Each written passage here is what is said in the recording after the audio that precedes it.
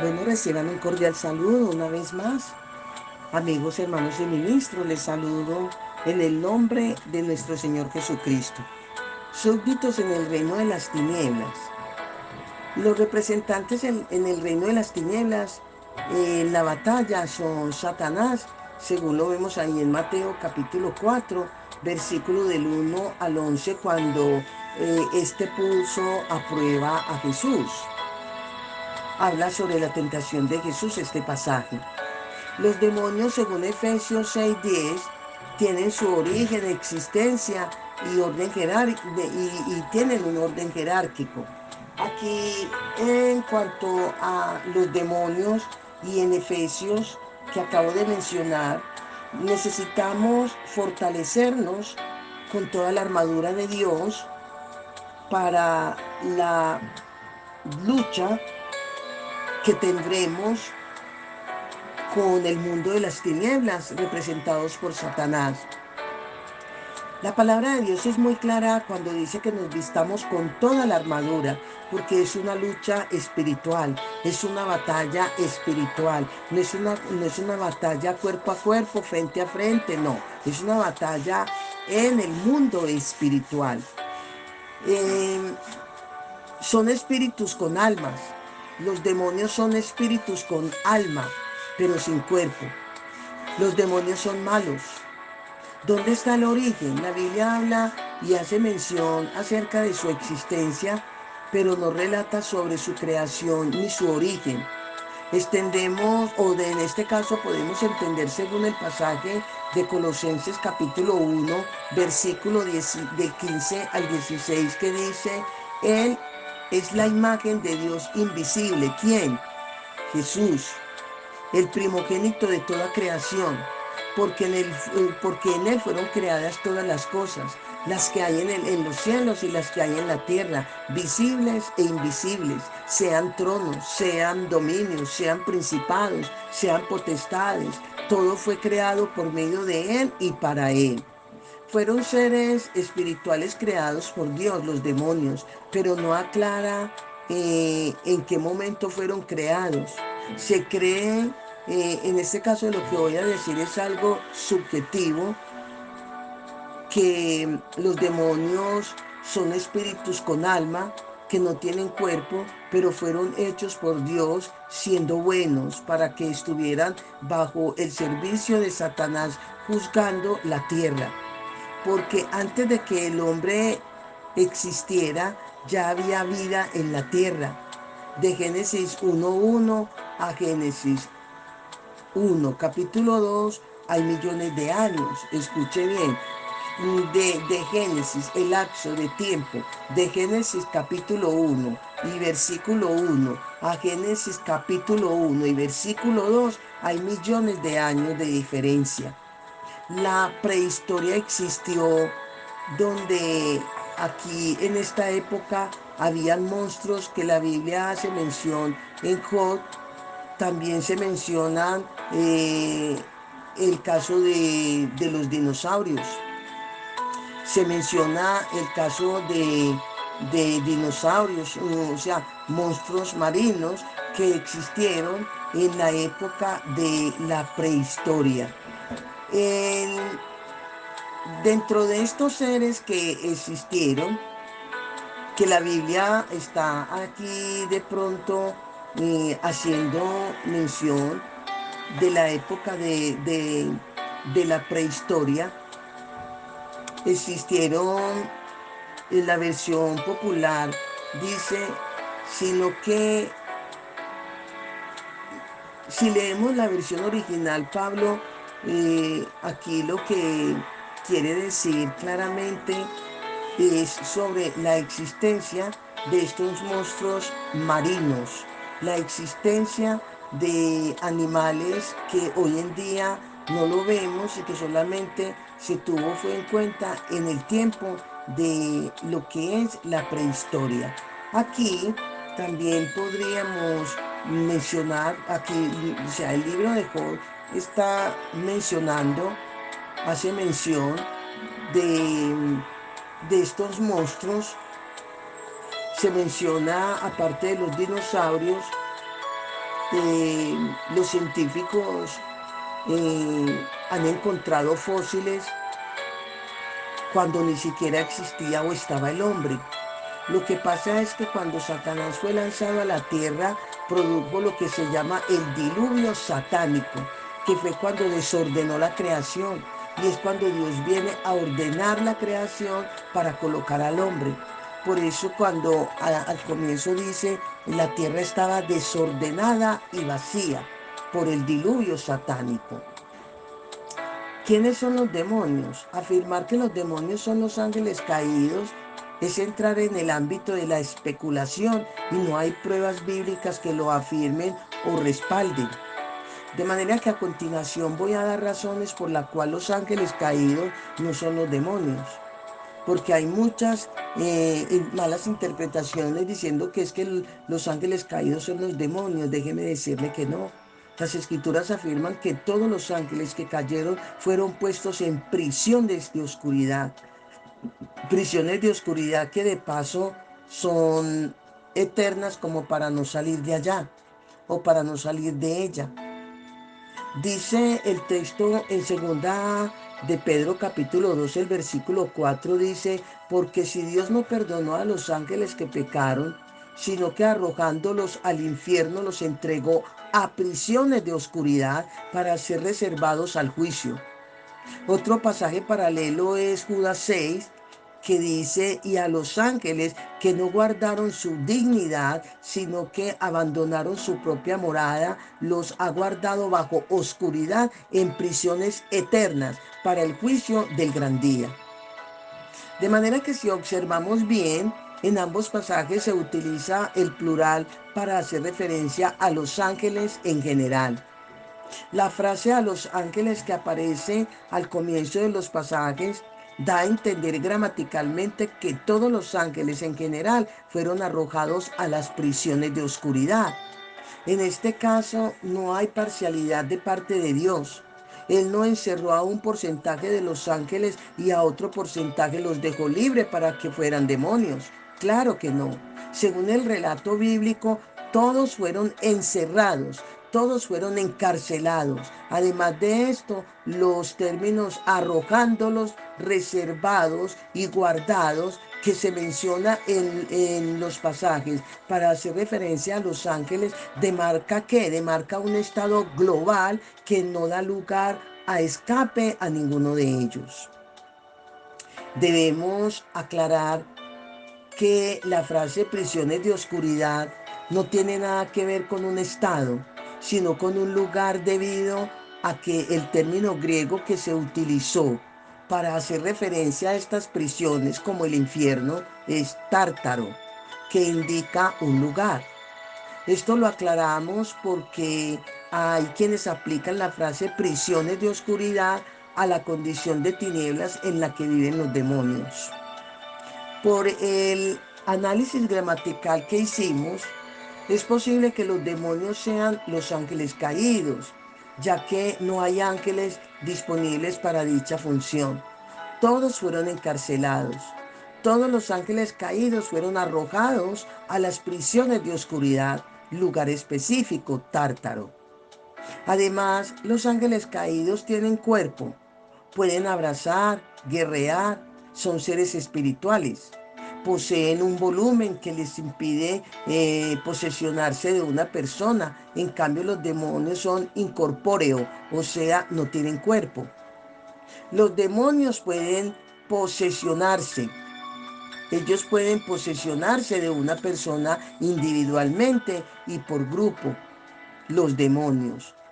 Los demonios en el caso de legiones.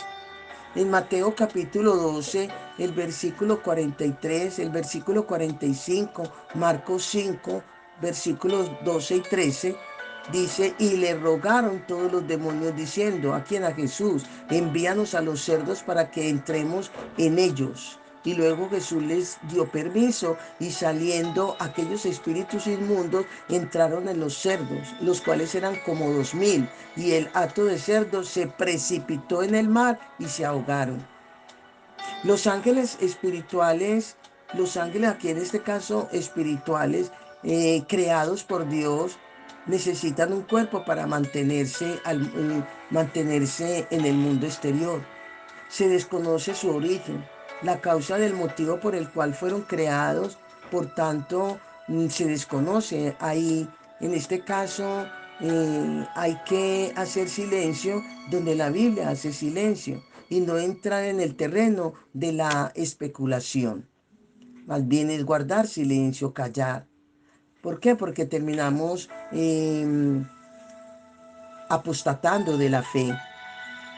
Terminamos hablando y pecando al mismo tiempo. Satanás tiene derecho, terrenos que usted y yo le podemos delegar, entregar. El hombre le ha entregado terrenos, literalmente, le ha entregado terrenos al diablo, por tanto esos terrenos hay que respetar. Jesús no entró en terrenos demoníacos, no. Ahora bien, hablando en cuanto a la jerarquía de los demonios, podríamos decir que este es un tema que no está muy claro en las escrituras. Pablo en algunas de sus cartas da la posibilidad de la jerarquía de los demonios, en otros casos no es claro en el asunto. De manera que si analizamos el texto en los originales de Efesios 6:12, lo que el apóstol Pablo está presentando son sinónimos, no órdenes jerárquicos. El texto, tomándolo desde la versión Reina Valera, revisión del 60, lo expresa de la siguiente manera, cuando dice: no tenemos lucha contra sangre y carne, sino contra principados, contra potestades, contra los gobernadores de las tinieblas de este siglo. Ahora, viéndolo así como lo presenta la versión de Reina Valera del 60, pues allí hay una apariencia y posibilidad de poder decir que allí Pablo está presentando órdenes jerárquicos de los demonios, pero vamos a ver cómo lo presentan otras versiones e incluso miremos cómo lo presenta el texto original. Si lo leemos de la versión original, Pablo lo que expresó fue lo siguiente, porque no, lo que quiso decir fue, porque no tenemos lucha contra sangre y carne, sino contra principados que son potestades que gobiernan las tinieblas. En el texto original dice de esa manera. La versión popular lo dice así: sino contra malignas fuerzas espirituales del cielo, los cuales tienen mando, autoridad, dominio sobre el mundo de tinieblas que nos rodea. ¿Ve? La versión latinoamericana lo expresa así: sino contra los gobernadores y autoridades que rigen este mundo y sus fuerzas oscuras. La versión de Jerusalén lo expresa como sigue: sino contra los principados, contra las potestades, contra los dominadores de este mundo tenebroso. Y la versión de las Américas lo expresa de esta forma: sino contra principados, contra potestades, contra los poderes de este mundo. La versión, eh, la versión interna de Francisco La Cueva lo describe como sigue: sino contra poderes, contra autoridades, contra potestades que dominan este mundo. Cabe destacar que el término gobernadores que Pablo utilizó para hacer referencia a quienes representan las tinieblas no es gemoneo, que indica uno que dirige una provincia, como el caso de Cirenio, gobernador de Siria. Según el libro de Lucas capítulo 2, el versículo 2, este primer censo se hizo siendo Cirenio gobernador de Siria.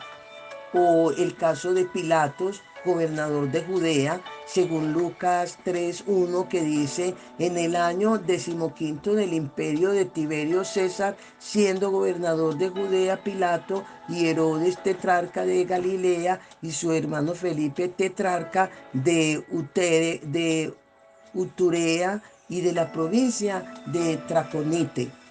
Pablo utiliza el término gobernadores, que en griego significa cosmocratos.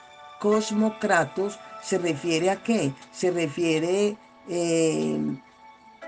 a la lucha contra fuerzas unidas de los poderes de las tinieblas, o sea, lucha contra unas potencias que han unido sus fuerzas y que rigen las tinieblas. No hay jerarquía. Pablo presenta sinónimos, valga aquí la aclaración. De manera que si analizamos bien el pasaje desde el punto de vista etimológico, en Efesios 6:12, Pablo no está haciendo mención de jerarquías, es de repetir y aclarar. Porque también podemos corroborar leyendo lo que nos dice Colosenses, Colosenses el capítulo 2, el quince, versículo 15 y versículo 16, cuando dice: Dios despojó de su poder a los seres espirituales que tienen potencia y autoridad, y por medio de Cristo los humilló públicamente, llevándolos como prisioneros en su desfile victorioso. Y el versículo 16 dice: por tanto, que nadie los critique a ustedes por lo que comen o beben, o por cuestiones tales como día de fiesta, lunas nuevas o sábado. Aquí no está haciendo referencia a los demonios en una forma directa cuando hace mención a principados y potestades. De manera que si analizamos bien el pasaje, tomando en cuenta la hilación de pensamiento y el fondo cultural, nos podemos percatar que Pablo está refiriéndose a quienes representaban la ley en esa época. Se refiere a los gnósticos religiosos, a los místicos de esos tiempos y falsos maestros que pretendían extraviar a los colosenses de la doctrina. Ellos fueron derrotados en la cruz. ¿Quiénes? Todos estos místicos religiosos, gnósticos, a ellos se refiere, no se refiere a demonios. Ellos fueron derrotados en la cruz, los proselitistas. Así que desde ese momento del sufrimiento que Jesús padeció en la cruz, los gentiles no serían más juzgados por tales dirigentes. En Colosenses, ahí donde leí capítulo 2, los versículos 15 y 16, Jesús no venció al diablo en la cruz. Toda la maldición de la humanidad cayó sobre Cristo en la cruz. Cristo murió en derrota en cuanto al cumplimiento de la ley. Cristo no murió en derrota porque eh, Él muriendo en la cruz cumplió la ley. No, Cristo no murió en derrota por el pecado o por pecados hechos por Él, no. Cristo murió en derrota por el pecado que el Padre impuso sobre Él. Los que en cuanto a los que representaban a la ley, Cristo aquí cumplió la ley. Cristo cumplió la ley y terminó venciendo a los principados y a las potestades, sí. Ahora, ¿cuáles eran los principados y las potestades? Los que representaban la ley, que querían seguir imponiendo la ley sobre los gentiles y no darle paso o lugar a la gracia. Cristo venció a los principados en la cruz. Satanás tenía un poder inherente en estos gobernantes, pero con el triunfo de Cristo, con su resurrección, Satanás quedó sin derecho legal sobre los gobernantes y sobre los principados. Así que esto no daba pie para atribuirle jerarquía a los demonios, que no fue lo que Pablo quiso decir ni enseñar. Por otro lado, si los demonios tienen dicha jerarquía o si los demonios tienen cualquier jerarquía, la pregunta es: ¿quién se las delegó? ¿Quién los constituyó? ¿Para qué fin se les dio dicha jerarquía? Satanás no tiene autoridad para tal fin, a menos que él en su rebeldía se haya tomado dicha atribución, acto que no está registrado en la Biblia y que tampoco tiene fuerza en el mundo espiritual en cuanto a su principio. Hay quienes por la supuesta jerarquía de los demonios le dan dominio y poderes gubernamentales sobre ciertos territorios a Satanás, cuando todo es descartado por la Biblia.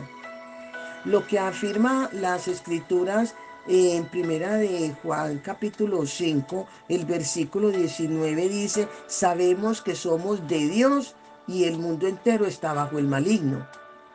Es que Satanás rige y gobierna el mundo entero, pero esto no le resta autoridad y poder a la iglesia sobre los poderes que gobiernan el mundo. En el lugar donde nosotros o donde nos presentemos como representantes del reino, ahí seremos gobernadores y seremos autoridad en el nombre de nuestro Señor Jesucristo, en el nombre de Jesús. Dios le otorgó solo poder a Satanás, pero no tiene autoridad.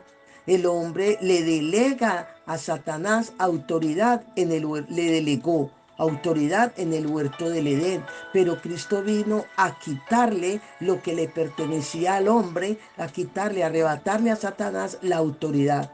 Satanás tiene poder, pero no tiene autoridad, y sin la autoridad no puede ejercer su poder. O sea, en otras palabras, Satanás quedó sin armas.